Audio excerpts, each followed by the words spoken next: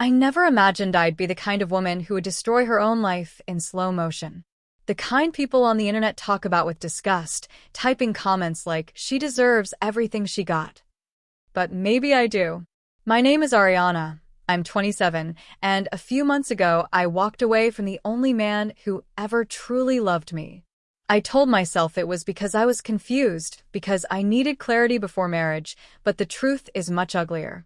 I left my fiancé for my ex. Ryan was my fiancé. He's 29, a paramedic, one of those calm, grounded men who seem unshakable even in chaos. We'd been together for 3 years and living together for almost one. Our wedding was supposed to happen in June. We had everything planned: our venue, our honeymoon, our home that smelled like safety and quiet mornings. But somewhere along the way, I convinced myself that love wasn't supposed to feel that steady. I told myself it should be wild and passionate, like in the movies. And that lie ruined everything. It started with a message from someone I should have left in the past. Liam, my ex from college. The kind of man who made me feel alive and anxious at the same time. We were a mess back then, constant fights, big makeups, late-night talks about dreams that never happened. When we ended, it took me months to stop crying. I thought I'd never hear from him again, but out of nowhere, he messaged me on social media. Hey, I heard you're getting married. Just wanted to say congrats. You always deserved good things. It was innocent enough. At least that's what I told myself. I replied, thank you. Hope you're doing well. And that was the start of it all. We started talking again, just a little at first. Old jokes, songs we used to love, random memories that had no business being revived. I told Ryan I was just reconnecting with an old friend. He didn't even question it. He trusted me completely. That trust felt comforting and at the same time, unbearable. I didn't deserve it. The more Liam and I talked, the more I compared everything. Liam was spontaneous, reckless, and unpredictable. Ryan was calm, patient, and predictable in the best way, but I'd stopped seeing it that way. I told myself I needed excitement, that maybe love wasn't supposed to be so still. I started guarding my phone, sleeping with it under my pillow, hiding my messages like a teenager. Ryan noticed. One night, he looked at me with those kind, tired eyes and asked, "Is something wrong?" I lied. I said I was just stressed from work and the wedding plans. He smiled, said he understood, kissed my forehead, and went to sleep.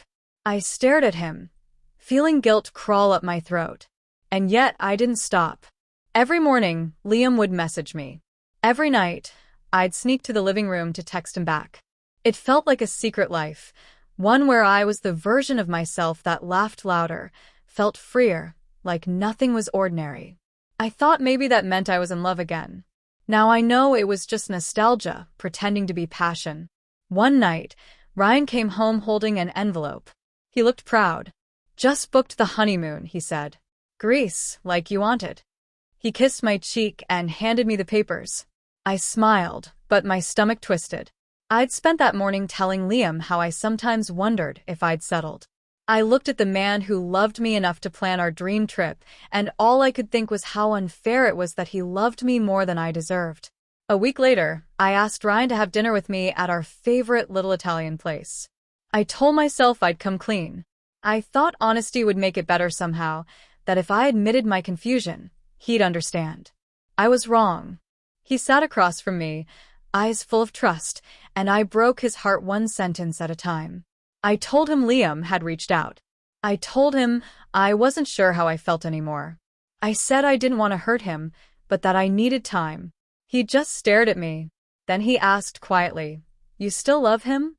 I couldn't answer. He nodded, took a deep breath, and said, "If you think there's something left there, go find out. But don't do it while you're standing next to me." Then he stood up, left some money on the table, and walked out. I didn't chase him.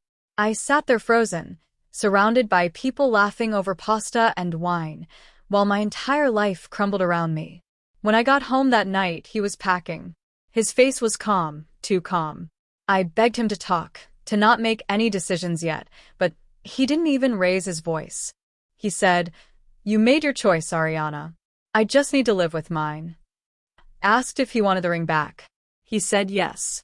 I placed it on the counter like it was made of glass.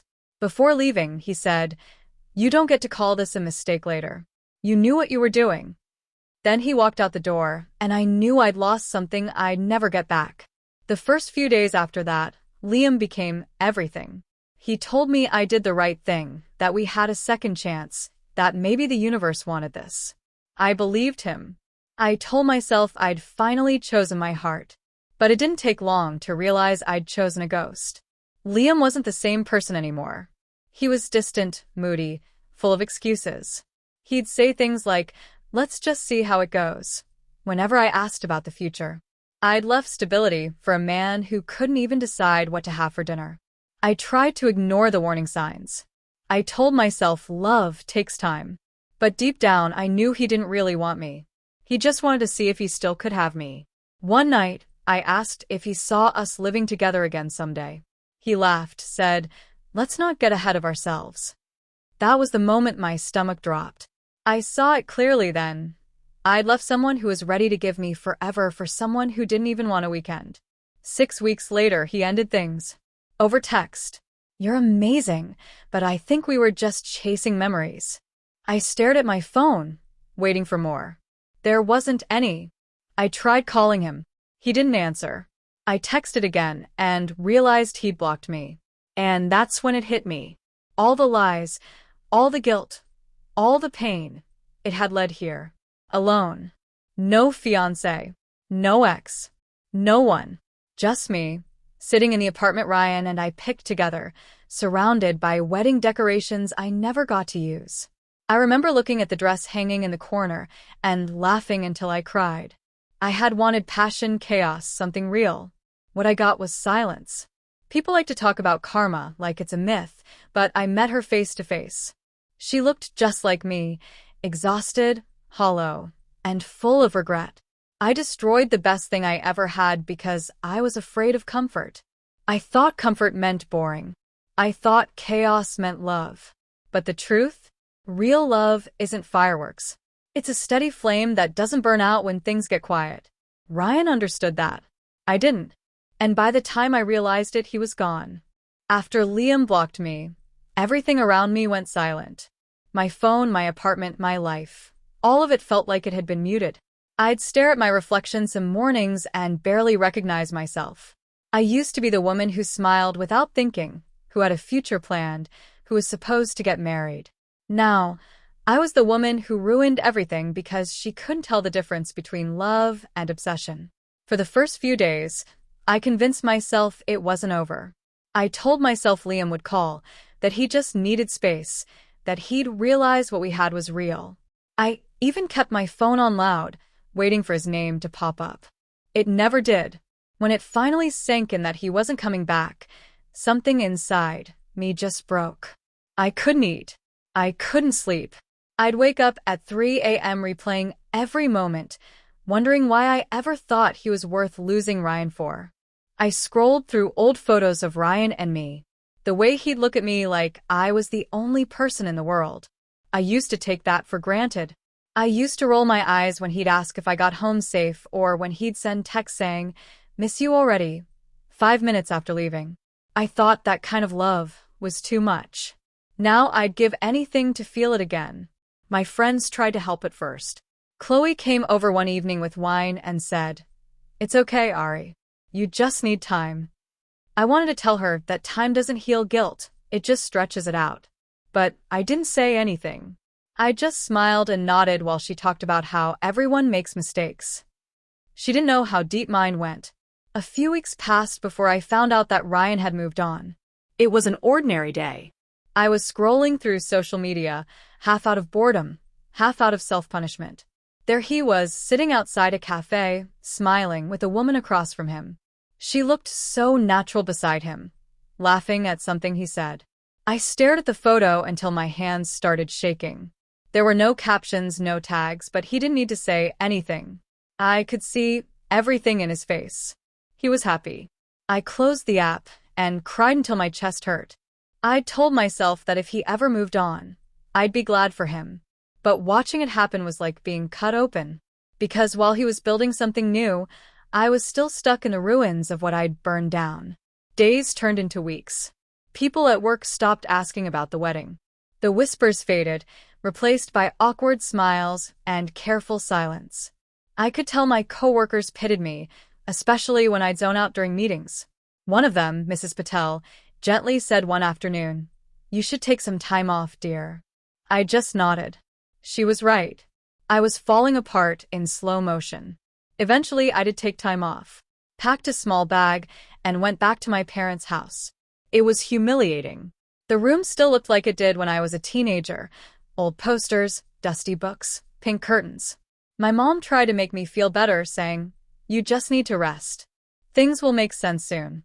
But I could see the disappointment behind her eyes. My dad barely talked to me.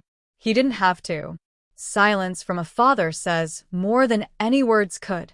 Nights were the worst. I'd lie awake, thinking about what Ryan might be doing. Was he laughing? Was he holding her the way he used to hold me? I used to think he'd always be there, that even if I made mistakes, he'd come back eventually. But now he wasn't mine to miss. He belonged to someone who hadn't broken him. I tried to move on too. I downloaded dating apps, went on a few coffee dates. But no one felt right. Every man I met seemed to fade in comparison to him. They'd talk about hobbies or work, and I'd smile and nod. But all I could think about was Ryan's quiet voice saying, "You're home now," whenever I used to walk through the door. I missed the way he'd listen. Really listen. Not the kind of attention that burns fast and disappears like Liam's, but the kind that stays. Then one night I saw a post I wish I hadn't. Ryan's sister had shared a photo of him and that same woman. Her name was Claire. "So happy for you both," the caption said, followed by heart emojis. They looked perfect together. My throat tightened, and before I could stop myself, I clicked on Claire's profile. She worked as a nurse. Her pictures were full of warmth, her with patients, her with family, her cooking dinner with Ryan. They looked real, solid. I hated her for a moment. Not because she did anything wrong, but because she was everything I wasn't. She looked content, grounded, peaceful. The kind of woman who doesn't mistake excitement for love. The kind of woman Ryan always deserved.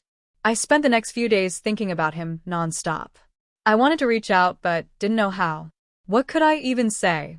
Sorry I threw you away for someone who never loved me? Still, one night after drinking too much wine, I texted him. "Hey, Ryan. I know I don't deserve to ask this, but I just wanted to say I'm sorry. I miss you." He didn't reply that night. Or the next. I checked my phone every few minutes, hoping for something. Anything. 2 days later, I finally saw the notification. My heart stopped when I read his message. "I appreciate you saying that. I've moved on. I hope you find peace too." That was it. 14 words. So calm, so distant, so final. I read them again and again until my eyes burned. He didn't say my name. He didn't ask how I was. He didn't even sound angry. Just done. After that, I stopped pretending. I deleted my social media, stopped seeing friends, and spent most of my time staring at the ceiling, wondering how I'd become this version of myself. I used to think heartbreak meant losing someone. But it's more than that. It's losing the version of you that they loved. I wasn't the woman Ryan fell for anymore. I was a stranger, even to myself. Months passed. I went back to work, but it wasn't the same. I kept to myself, avoided the teacher's lounge, avoided questions. Some of my coworkers treated me gently, like I might break again if they said the wrong thing. Maybe they were right.